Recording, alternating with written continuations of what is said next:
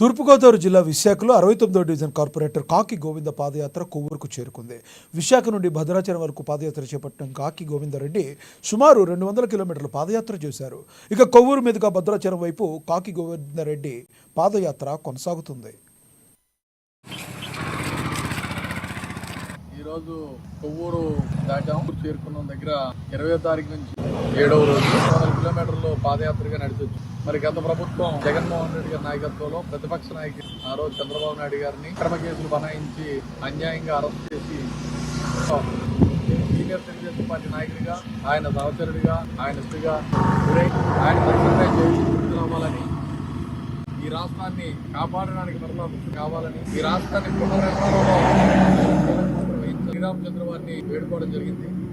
ఏదైతే చంద్రబాబు నాయుడు గారు జైలు నుంచి విడుదలై రాష్ట్రానికి ముఖ్యమంత్రి అవుతారో ఆయన వర్షం మా స్వగ్రామైన సుమలా గ్రామం నుంచి ఈరోజు